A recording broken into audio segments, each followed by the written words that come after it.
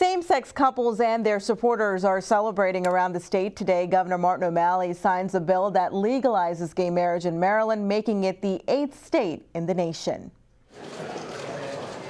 And the bill is signed.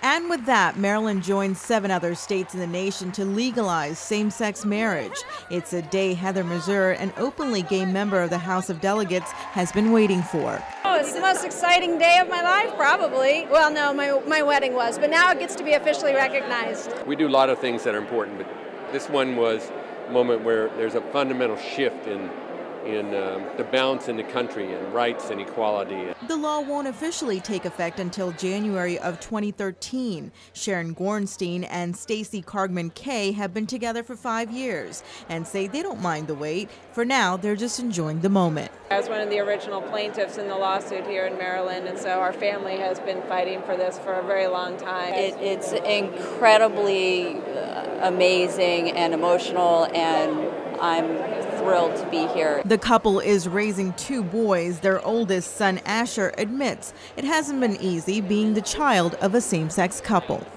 At elementary school, I went to an inner city school, and there's a lot of very conservative people there. And so a lot of the kids had thoughts I didn't really agree with, so I just kind of tried to keep my head down and not drawing attention to myself. Irene Huskins and Leah Burks, both from Prince George's, also came to witness the historic moment. This is overwhelming just to see all this energy and support. I've been working on this for a couple years, and it didn't matter whether or not I had a girlfriend or a fiance. That didn't matter.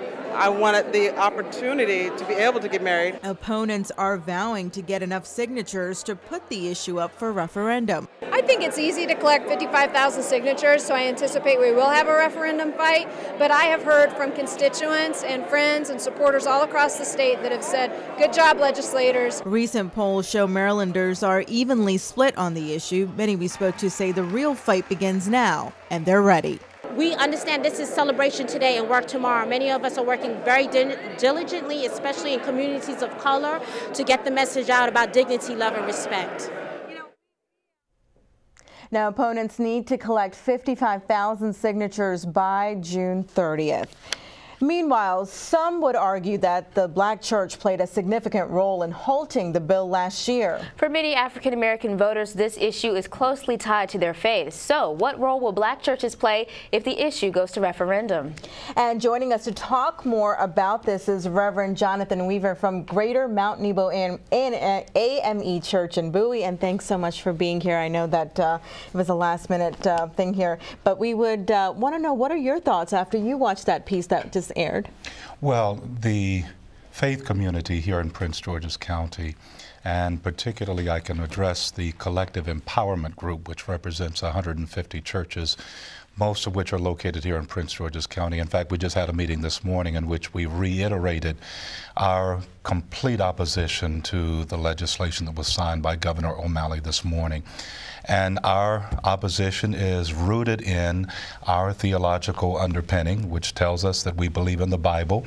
And with that in mind, that's why we are in opposition to the legislation. And we will work with those that are seeking the referendum to overturn that decision that was made on yesterday. And Reverend Weaver, we understand that there are some pastors who are using their Sunday services to explain this to their congregation. Do you think that that's appropriate to speak on this issue during that time? Absolutely. We have an absolute responsibility and an obligation as ministers of the gospel to address social justice issues. And just as we were just as adamant about issues pertaining to racism in the past as well as today, this issue would be just as relevant for us to address from the pulpit. Tell us about your parishioners. What are you hearing from them? And I'm guessing that there may be some that are gay. There may be, but I can tell you that the overwhelming response from our own congregation, as well as even as I talked to pastors this morning, is to be extremely supportive of the stand, to hold fast to what the Bible tells us. And again, it's not as if we are in opposition to civil unions, but is indeed the issue about marriage that concerns all of us, and that's where our opposition begins and ends. Sure. And Reverend Weaver, what do you say? We saw a lot of families in that video that say our family is not different from anyone else's. Why is it different in your opinion? Because again, the issue again, as I mentioned, is the term marriage. It is very clear that the Word of God speaks to a marriage being between a husband and a wife, a man and a woman. We are not in opposition to persons that may decide that they want to live together, that they want to rear children. But the fact of the matter is, when one addresses the sanctity of marriage, it is to be constituted between a man and a woman according to the Word of God. And so that's what we're standing on within the faith community. So essentially what you're saying is you support civil unions. You just don't like the word marriage being used. That is the issue. Okay, well, we appreciate your time tonight. Thank you so much.